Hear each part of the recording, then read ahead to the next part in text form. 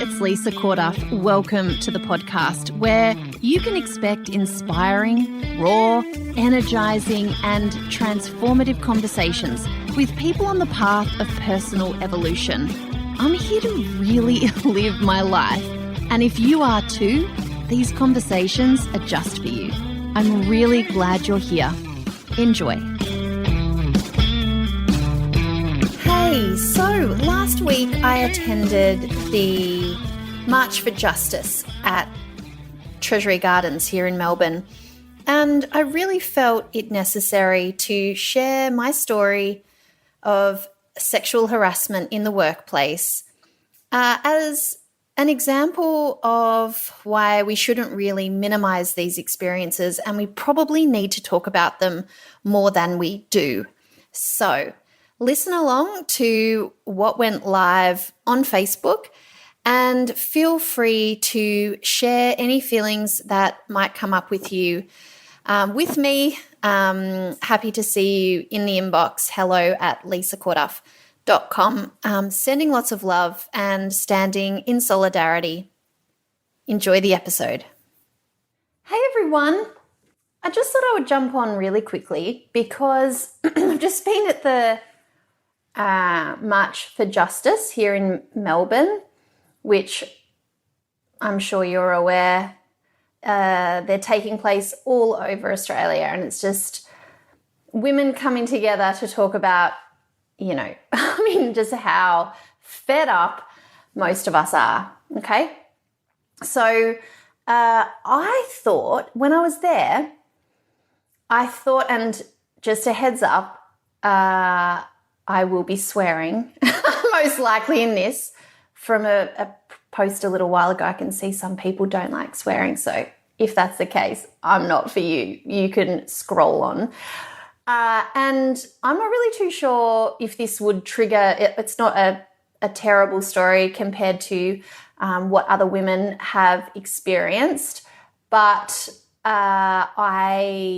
if this triggers anything for you, I just wanted to let you know I'll just be talking about something that happened in the workplace to me many years ago. And I'm sharing this because when I was at the rally, what really became obvious to me was the stories that I'd told myself about why this isn't a big deal, no biggie. He was a lovely guy. This isn't anything that damaged me physically or anything like that. But here's what I realized is the more of us that do that and make okay these little things, the more the culture of it all, like sexual harassment, particularly, in the workplace was my particular experience, can continue. So we actually need to share our stories. And I'm like, you know what? I just feel like if I share with you how I normalized what I can see now was absolutely not normal or okay behavior, it might help you see where you might have done the same and it's actually not okay. And what all of these amazing women who've been, talking about and fighting on behalf of us for so long are actually really angry about.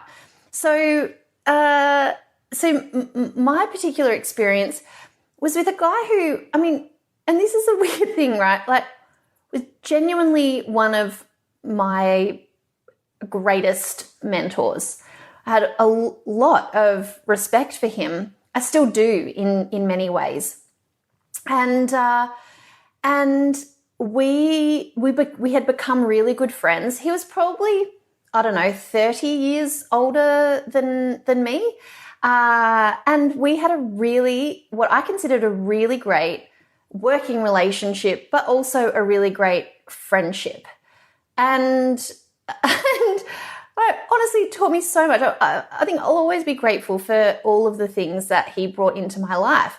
But there was one time where I went and got, we were actually going to an awards night, and I went and bought a new dress, and, all of us were getting dressed up, and he just said over my shoulder, I was just at my computer, that I looked sexy. And I was like, what, just hang on a minute. And he said it, and then he said it again. When I think I just said, pardon? And he repeated it.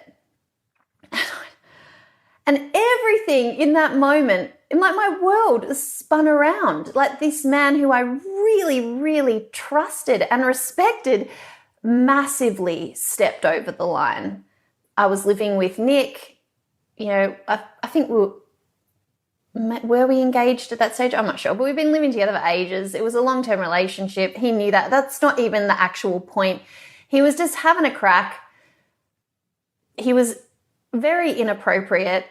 And here's what ended up happening on the back of that. I felt like I didn't want to tell anybody because I didn't want them to think that I shouldn't work there. I didn't want anyone to think of him badly. How many times, I'm just one person with one thing that happened to me in my workplace. How often is this happening? Where you're like, he's actually genuinely a good guy. Like, he's a good dad. He's all of these things. Oh, hey, I just saw that your comments just came up. And I was like, I couldn't possibly tell Nick. He'll go nuts. He'll think this is so bad. He'll make me not want to go there. And then who am I to keep going to work if that happened and it made me feel really uncomfortable? So then starts the self-talk, right? I was too nice to him. I must have given him an impression. I look back now, I'm like, how did you justify this? I must have given him the impression that I was interested somehow. Maybe me wearing that low-cut sort of dress, it was sort of a bit, showed off cleavage, which my cleavage was amazing before children. Maybe that's just too much. Maybe I brought it on. You guys, I don't think of this as damaging me in many particular ways, but it did. I kept a secret from the man that I married about another guy cracking my butt, 30 years my senior, really. And, I can remember when I eventually told him, it was churning me up inside. And I really want to stress how much love and empathy I have towards women who've experienced much, much worse. I really want to acknowledge that I'm just sharing this experience. I'm not trying to make it bigger than it is or, take up too much space on a day in which we should be focused on this issue. And I'm not, but then see, here's the thing that we do. Here's me doing it again, just minimizing something that happened. That was not okay. When I shared it, I absolutely crumbled. I knew I was going to be leaving that workplace, so I kept going. But I felt funny about this for years and years. And totally normalized it, totally made it something about me. Never wanted to tell people for fear that they might think he's a bad guy, and he's not a bad guy.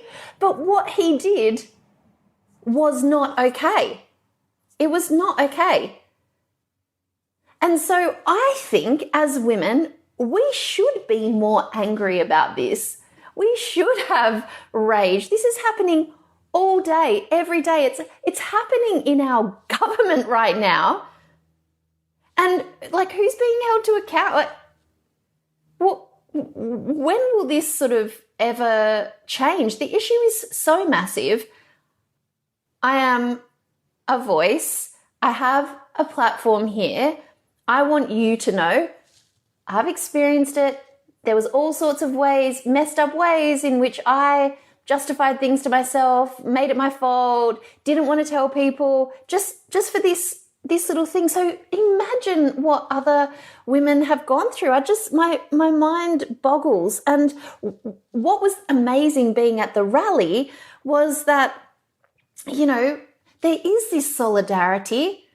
And it's so messed up that it exists, but it does.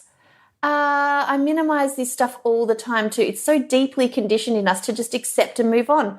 Hey, Ali, I 100% agree. And I will be talking to my kids about the fact that I went there today and why I was there and what is and isn't okay. They will grow up with such a different sense of this. They will, because we are, there were people just there in their corporate stuff on their lunch breaks. I mean, when I told Mum, she said, be careful. I'm like, this is just everyday people who are going, fuck this shit. And I feel bad that I'm late to the party on this. I'm late to the party on my understanding of patriarchy and all of the really insidious ways it affects our lives. I do think that this is a time where more and more of us need to accept responsibility for not understanding and kind of do something about it. If we ever want things to change for our kids, I don't know, we got to be a part of the conversation, which is why I just thought I would share this here to create conversation. Hey, Vanessa, you're teaching consent in classrooms. Yep, awesome. Which is such an important conversation. I mean, my son is 10 and we've already absolutely had that conversation, with my girls as well. I mean, we have to be talking about this stuff more and more. I guess I wanted to share just in the sense that I never thought I was someone who had experienced this, because I minimized that experience. I minimized it to the point where it was obviously my fault. My boobs were obviously just a bit too hot. He lost a bit of control in a moment, tried it on. And now I think it really was. It was so wrong. Nick was so upset when I told him, and he was upset that I didn't share it with him immediately, because,